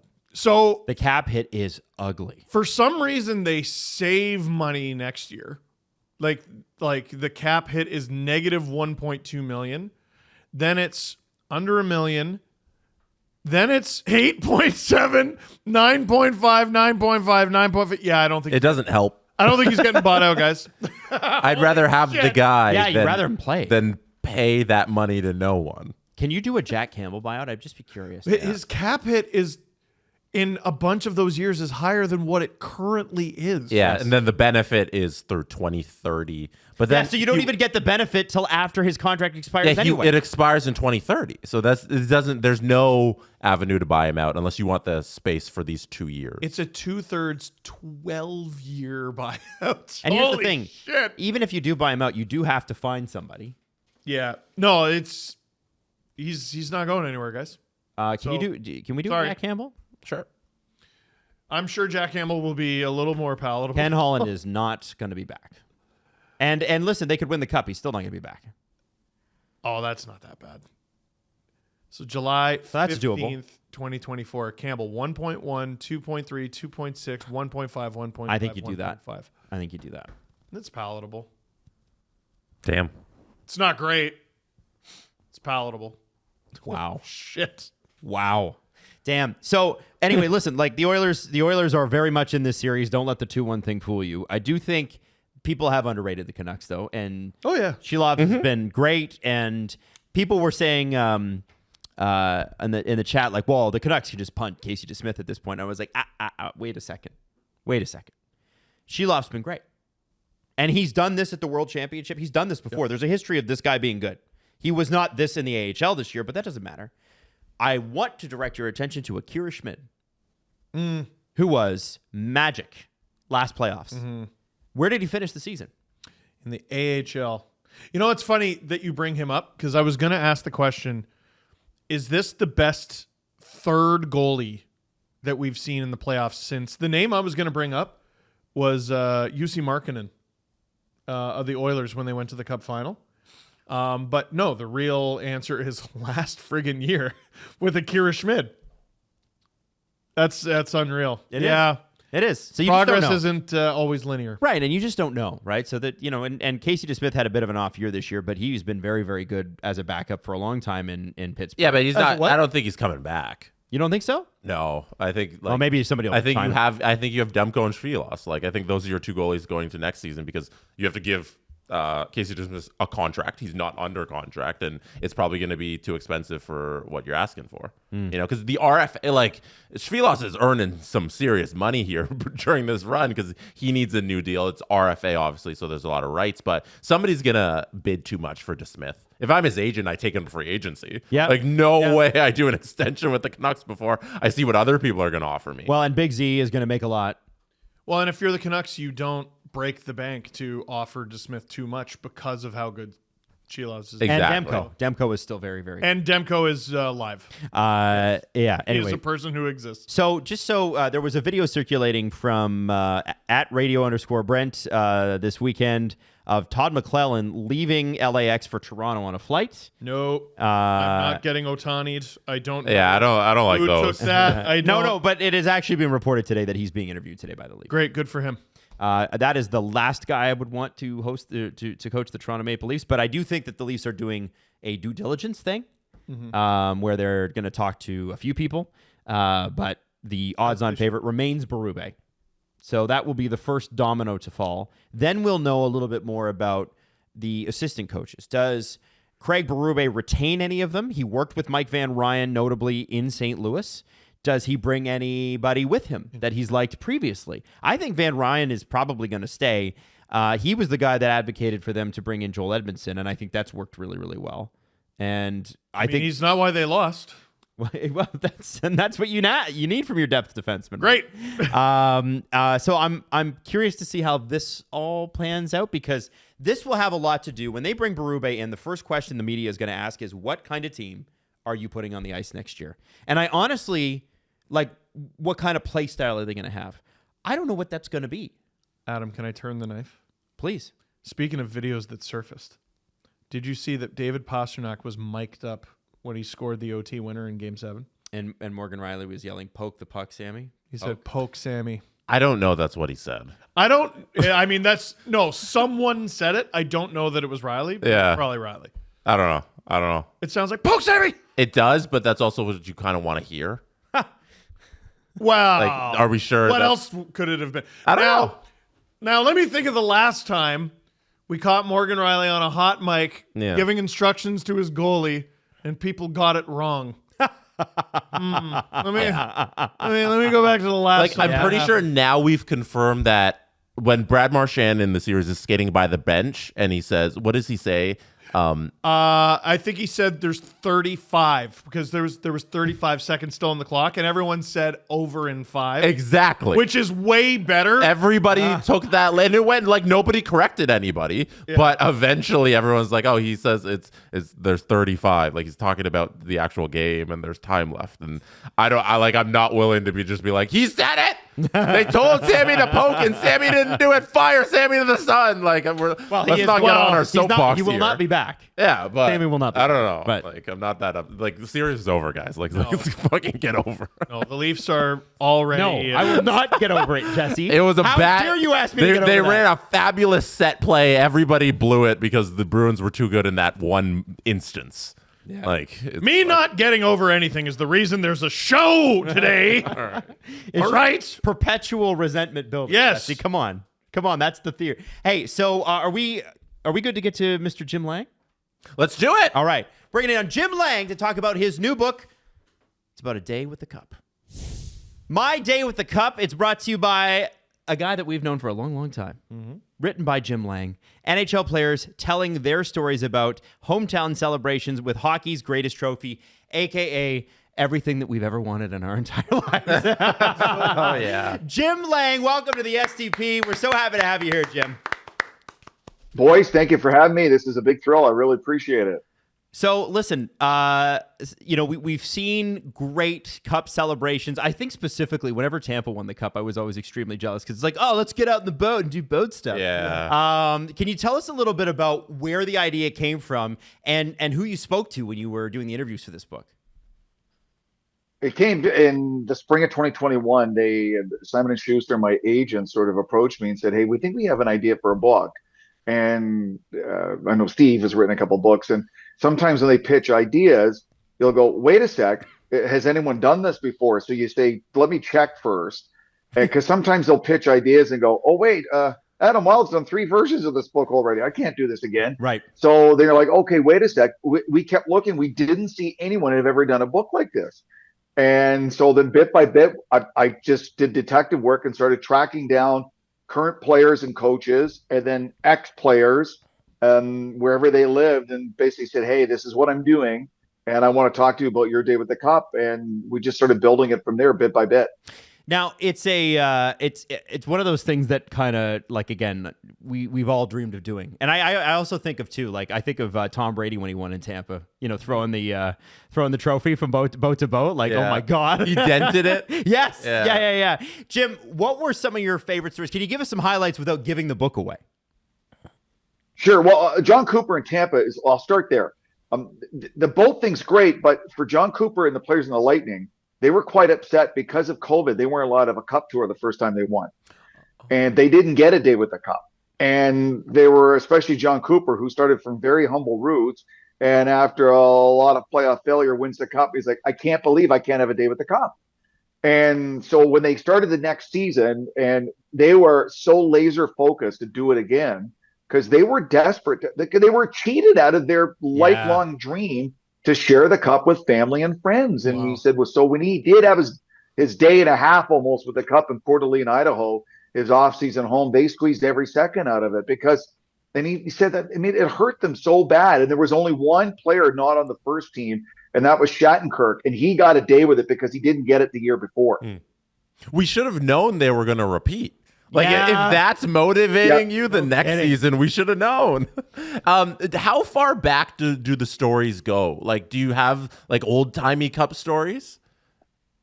Yeah, Jesse, what happened is up until around the early 90s, it was such an informal thing when you won with the Cup. But in 1994, there's some famous and infamous stories of the New York Rangers in Manhattan, what they did after they won the Stanley Cup. And to Gary Bettman's credit, I know he gets a lot of criticism. They said, you know what? Let's do this right. Let's get the Hockey Hall of Fame involved. Let's get a curator, a keeper of the Cup, and do it. So I started in 1995, the first year of the formal tour. Now, I do talk to Larry Robinson based on his time when he was the head coach of the Devils in 2000. But of course, he won 6 as a player and is part of, as far as I'm concerned, the greatest dynasty of all time, the Montreal Canadiens of the late 70s. And, and as he said, we didn't get a day with the Cup back then. I mean, Guy Lafleur stole it in 78, went to Thurso for 2 days and brought it back. But no one had like a formal day with the Cup. And in 95, when he's an assistant with the Devils, he goes to his hometown, which is a small dairy community in Marvinville, Ontario, outside of Ottawa. And he's seeing these older men from the town weeping at the sight of the Cup. And it's hitting him. And all the players did the same thing.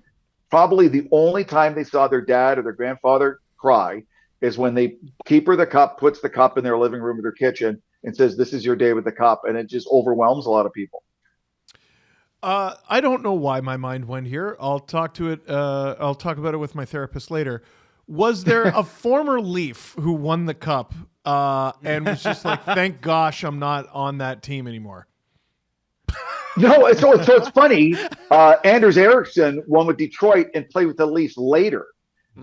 So So all the people I talked to, no, none of them were former Leafs. They may have played for the Leafs after the fact, Right. Steve. And Brendan Shanahan is highlighted for his time with the Red Wings. Of course, now he's the long-term tenured president of the Maple Leafs. But no, there was that did never come up. Well, make sure you tail Shanny for his next day with the Cup. That's right. That's right. Yeah. Hey, so Jim, let me ask you this: what would you do to fix the Leafs? Well, Hey, listen, Jim. based on the- Jim- I know that's not what the book is, but Jim has done sports radio in this city for 20-something years, 20-plus years. I want to know what Jim Langs thinks. Well, and I'll base it on what I feel and what a lot of the players say who have their day with the Cup, and they reflect back on winning and having the day. So they all admit that the night you win, it's not reality. It's almost an out-of-body experience. And then when the Cup's there that day, it sinks in. And then after the fact, you realize they look back and this is why we won. It's total team leadership. When I write in 2001 Avalanche, I focused on Eric Messier and Dan Heino, who were role players, but played an important role on a very talented team that had some of the all-time greats: Joe Stakic, Patrick Waugh, Adam Foote, and you got Ray Bork. So you need everything. You need the. Oh dear. Like That was Bruins. such a good You answer. need the stars to be stars. Jim, Mike Modano. Jim, I got to stop you for a sec. Sure, go ahead. Go pick Yeah. it up from "You Need Everything," and I apologize just because your Zoom cut out. Yeah. Can you pick it up from you were naming the Colorado Avalanche players? Oh, it froze again. I hate when Zoom does this. In 2001, when the Colorado Avalanche win. Oh, sorry. Did Zoom do It did it Sorry, guys. again. Am I back? Sorry, buddy. You're good now. good now. Let's try this. All right. Okay. So in 2001, when the Avalanche win, they've got 3 or 4 of the all-time great players in the history of the game, but they've got Dan Heino and Eric Messier, who play an important role with the team and play important minutes. And Rich Peverley with the 2011 wins in the 96 Avalanche. And I look at Mike McDaniel, the 99 Stars, who was an absolute force of nature that playoff. But Craig Ludwig's in the book, and they don't win without him. And that's what I think of the Leafs is, just because you're a fourth liner, just because you're a seventh defenseman, every time you step on that ice is so important. Brad May talks about it. When they won with Anaheim in 07, they had injuries, personal family matters, they had suspensions, they had all the black aces, the extra players. About 6 or 7 of them played important minutes in the Cup final. So there's not just one person that does it. Yeah. Yeah. Well, listen, you can pick it up everywhere. It is another great book by Jim. And Jim, by the way, you've had so many books. There it is. one more time. One more time for us. My Day with the Cup. There it is. Look at available now. Jim, we're looking forward to your next book next week. You do write a lot. It's sitting next to a guy who writes a book every half decade, like Steve's on right now. And I should write less. The amount of love and care and detail and everything that goes into this, the amount of book writing that you do is actually spectacular and should be applauded. Thank you, gentlemen. And I got to say, this was an absolute labor of love, because talking to these players about what their day with the Stanley Cup meant to them was just a dream come true. Thank you, Jim.